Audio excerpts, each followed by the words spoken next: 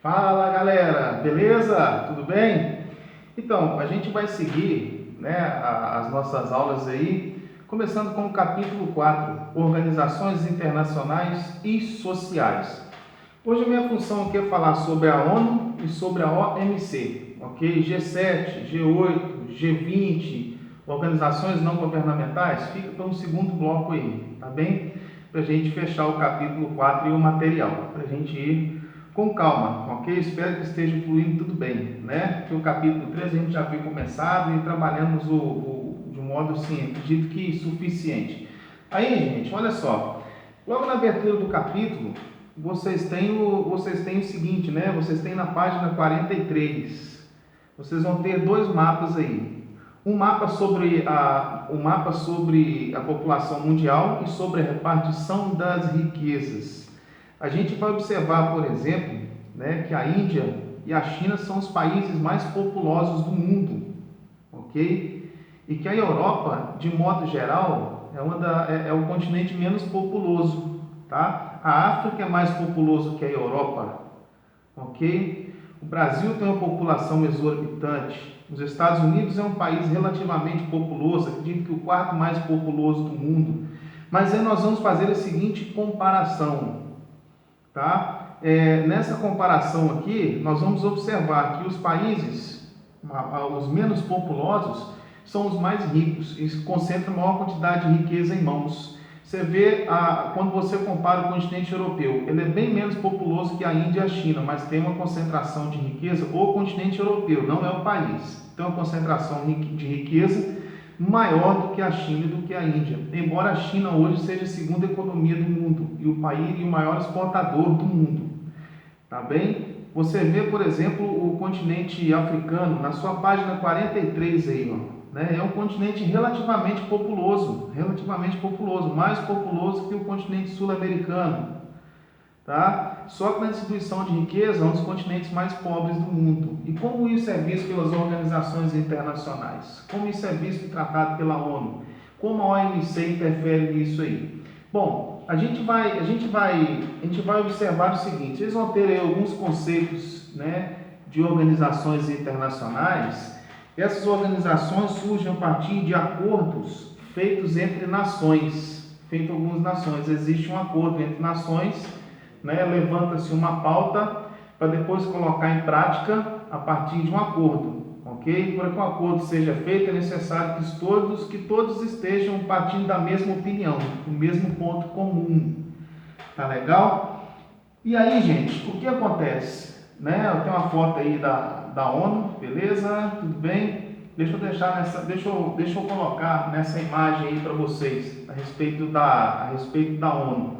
Qual é o contexto da ONU? Quando é que a ONU surgiu? A partir de quais países? Em que contexto? Ela surgiu a partir de quê? Depois de quê? Vamos entender o seguinte, que a ONU vai surgir no contexto da Segunda Guerra Mundial, tá? Quando você vai ter lá o grupo dos aliados e o grupo do eixo. No grupo do eixo você tem a Alemanha nazista, a Itália fascista e o Japão. No grupo dos aliados, na Europa, começa com a Inglaterra, né, França e depois a União Soviética. Depois os Estados Unidos entram para dar apoio aí ao grupo dos aliados, tá bem? Marque bem esses países, tá, pessoal? Ó, Estados Unidos, Inglaterra, que é o Reino Unido, França, e qual foi o outro que eu comentei? Estados Unidos, Inglaterra, França e União Soviética, que hoje é a Rússia, né? A Federação Russa, tudo bem? Marque esses quatro aí, que vai ter mais um entrando aí no meio, vai ser a China, porque na Segunda Guerra Mundial a China vai ser ocupada pelo Japão, que está no grupo do eixo nazi-fascista, Alemanha, Itália e Japão. O Japão vai dominar a Ásia, tá? Mas acontece que antes da ONU existia a Liga das Nações. Qual é a função da Liga das Nações? Quando é que a Liga das Nações surgiu? A Liga das Nações surgiu após a Primeira Guerra Mundial. E a função da Liga das Nações era manter a paz, né? Para que as nações não voltassem a entrar em um conflito semelhante ao que foi a Segunda Guerra Mundial. E que a culpa toda havia caído sobre a Alemanha. A Alemanha não concordou, né, arcar com os custos e prejuízos causados pela Primeira Guerra Mundial, porque ela não tinha condições. Aí você tem a explosão do nazismo. E depois vem o fascismo italiano primeiro, depois o nazismo. tá? No período entre guerras. E essas potências começam a disputar mercado, a disputar território. Daí você tem a eclosão da Segunda Guerra Mundial. E durante a Segunda Guerra Mundial, vem surgir aí a ideia de construir uma organização internacional que viesse a manter a paz, que evitar que não houvesse mais conflitos. Só que a guerra estava em andamento. Em 41, na página 45, aí, ó, em 41, o presidente dos Estados Unidos, Franklin Roosevelt, né, ele se encontrou aí com o ministro Winston Churchill, da Inglaterra, e eles propuseram aí a criação da ONU, que contou com o apoio da União Soviética. Já em 42, algumas nações que estavam do lado dos aliados começaram a costurar essa organização, essa proposta aí. E já em 43, a China entra também nessa participação. Então você vai ver que a galera, o grupo dos aliados é que estava propondo construir a ONU para substituir, né, a Liga das Nações, que não foi competente, foi falível, ela falhou, deu mole. Porque se a Liga das Nações fosse eficiente, não haveria acontecido a Segunda Guerra Mundial. O que acontece é que a Alemanha e a Itália não respeitaram os princípios, né, e os dogmas da Liga das Nações. E com o fim da Segunda Guerra Mundial, com a derrota do eixo, né, do grupo nazi-fascista, esses países vencedores da Segunda Guerra Mundial, que são os membros permanentes da ONU, vão definir os princípios da ONU, ok? Né? E que já na página 45 você vai ter o seguinte: ONU, uma organização a serviço da paz.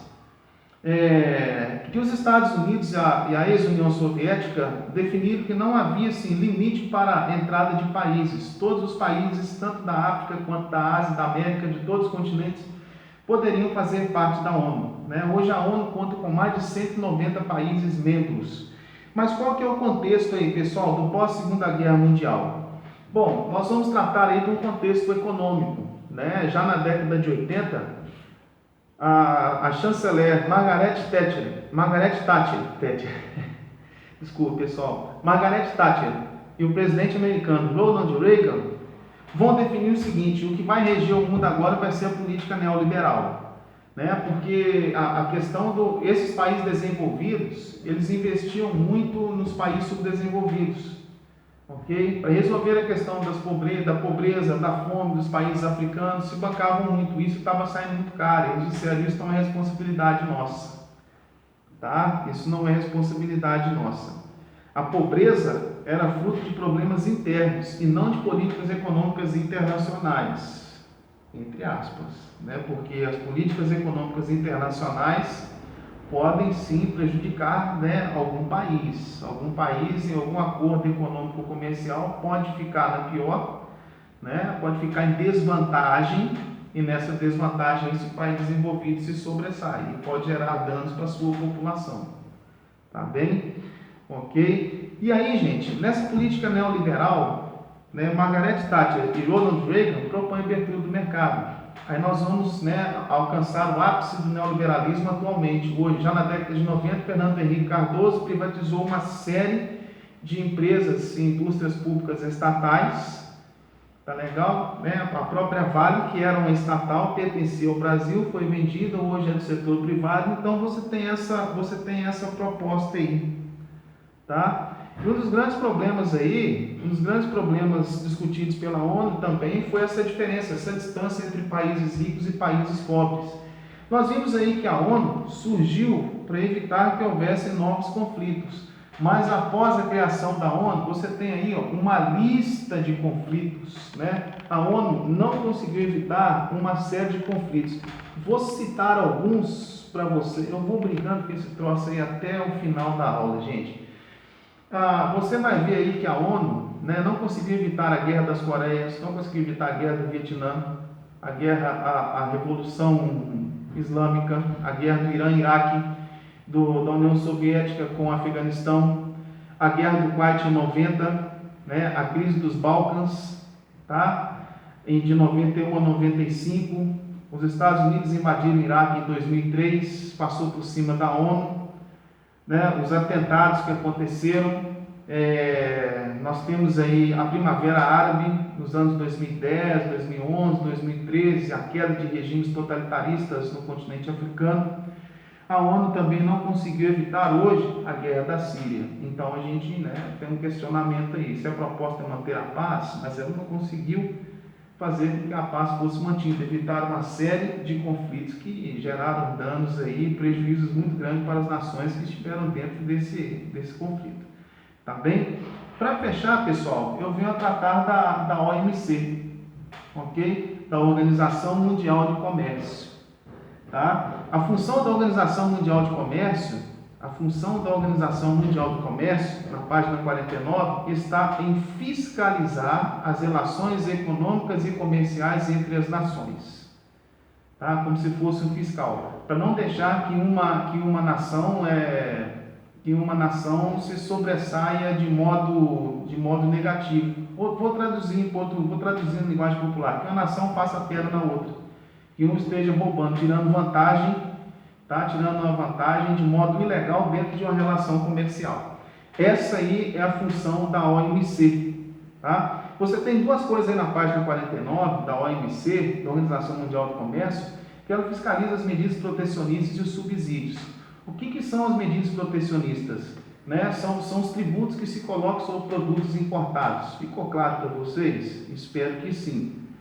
Tá? Se o Brasil vai exportar laranja para os Estados Unidos, mas os Estados Unidos colocam uma barreira fiscal muito elevada, o Brasil pode processar os Estados Unidos na OMC, ou pode questionar. Tá? Na OMC, poxa, o imposto de importação que os Estados Unidos estão colocando são muito elevados. Na Europa, os impostos de importação sobre produtos agrícolas são muito mais elevados para a entrada de eletrônicos. Tá? E os países subdesenvolvidos e emergentes questionam essa situação aí. Subsídio é como se fosse um patrocínio. Tá? Vou subsidiar a banda tal. A Energisa vai subsidiar o trio Calango Blues. Nós precisamos de 50 mil para realizar um evento. Aí a Energisa vai subsidiar com 45 mil. Os outros 5 mil a gente corre atrás. Então é um apoio. Como que um país pode subsidiar? Reduzindo impostos. Reduzindo a maior carga de impostos, tributos e juros e cobranças. Tá legal? Então o preço de custo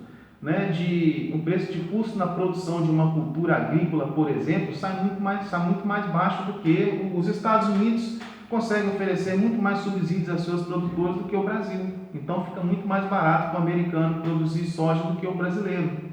E o brasileiro vai querer entrar com a soja no mercado americano. Poxa, os americanos já têm subsídio, já têm a barreira protecionista, então não chega a ser tão vantajoso assim para os Estados Unidos. A função da OMC vai ser liberalizar o comércio, cara. Tá legal? Tem algumas passagens aí para vocês, ó. Tá? Vou seguindo aqui o nosso material. Tá bem? A OMC tem essa função aí de liberalizar, de reduzir essas barreiras, fazer com que as mercadorias circulem cada vez mais no cenário internacional. A ONU foi criada em 47 como GATT, tá? Após a Segunda Guerra Mundial. Como GATT, GATT era como se fosse Acordo Geral de Tarifas e Comércio, que em 95 passou a se chamar Organização Mundial do Comércio. E aí depois a OMC vai discutindo uma série de rodadas a respeito de alguns levantamentos, de alguns questionamentos das nações aí. As nações emergentes como o Brasil, a Índia, a China, a Argentina, o México, o Uruguai, Chile, vão estar sempre questionando essas barreiras protecionistas que às vezes são muito elevadas e que em algumas situações elas travam as relações comerciais. Gente, no mais é isso aí. Sobre o G7, G8, G20 e as organizações não governamentais, eu deixo para a próxima aula. Tá legal? Grande abraço para vocês. Em breve, se Deus quiser, a gente estará juntos. Coração para vocês, gente. Abraço.